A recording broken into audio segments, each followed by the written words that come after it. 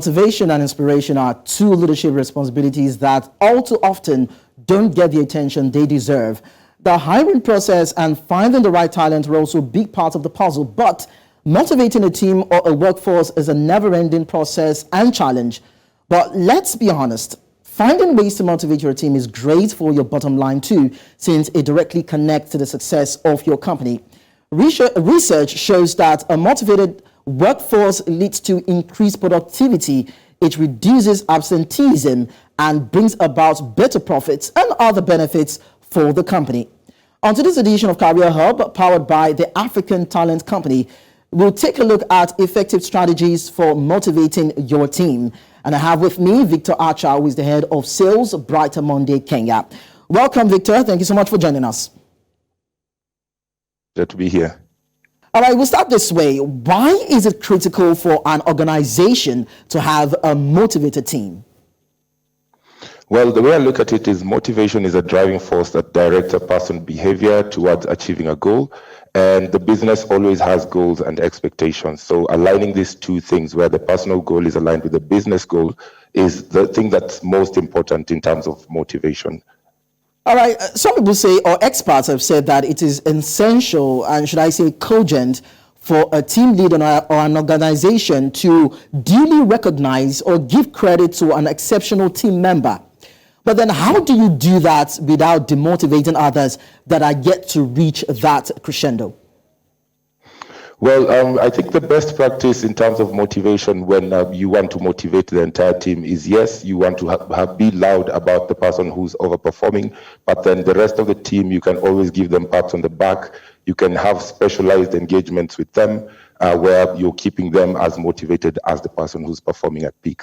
So you have to have a multifaceted kind of approach when you're motivating a large team where not everyone is performing up to the expected mark. There's 2, 3 individuals who are overperforming, and then there's the bulk of the team who also need to be recognized. All right, so what if the team member is stuck with an organization that does not see the necessity or the need to motivate the team, or maybe an organization that does not consider inspiring its workforce a necessity? Now, what do you think the team member in that situation can do?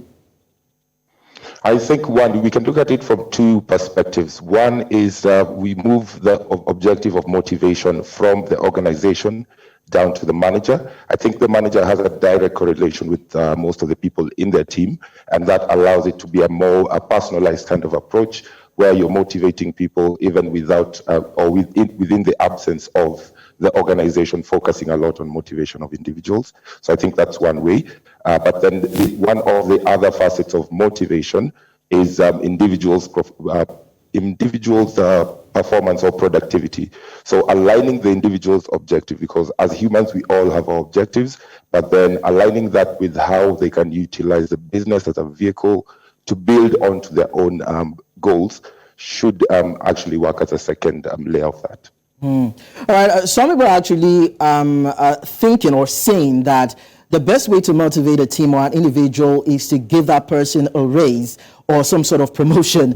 And of course, that's what some people would always look out for. But then where is the best place to begin to motivate a team or to motivate an individual?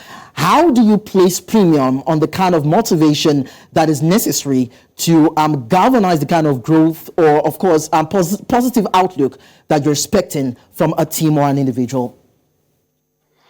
Well, I will not set aside the fact that recognizing and reward through revenue is a big chunk of what the motivation is, but there are various other ways that you can employ. I would like to think in my experience that acknowledging the impact of an individual is a key motivator. Setting clear, consistent goals should be a motivator, but this should be coupled with consistent updates, feedback, and then encouraging collaboration where you have people who are performing well working together with people who are uplifting their performance should also encourage this motivation conversation. But at the very end of it all, you as the manager need to be prepared to fold your sleeves and jump in the mud with your team. So there's multiple ways where you can do this aside from just the revenue recognition or the amount that comes in as motivation. But yes, like I said, multiple ways which you can achieve the same objective. Now, how does having a motivated team impact a company's bottom line?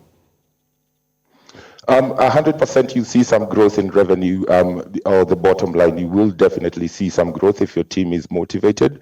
This is why we have to pay very focused attention towards motivation. You have to look at, yes, as we said at the beginning of the conversation, the most self-motivated individual, as well as the others who are struggling with motivation, and put in some input in terms of bringing them up. Make sure they're collaborating, make sure they understand what the objective is, make sure you're impacting their quality of work, and make sure that the main objective is the customer. And when customers are satisfied, then the business also gains through the work that you're doing as a team lead or as a manager. All right, now there are some situations or scenarios whereby goals are outlined, tasks are assigned, objectives are itemized, but during the course of a period, that particular team is not able to meet up with that particular goal, and that could be demoralizing in some way. It could be discouraging in some way. Now, how do you think a leader of a team can navigate through motivating his team despite witnessing a major setback? In such an instance as you've described, in my experience, the team is not feeling empowered. They don't take ownership, and that's where you start to see some of these challenges. So what you want to do in that instance is recognize milestones along with the overall objection. You have to set very clear goals. You have to break the goals down to the individual where they're palatable to the individuals, and then work from a micro level towards the macro.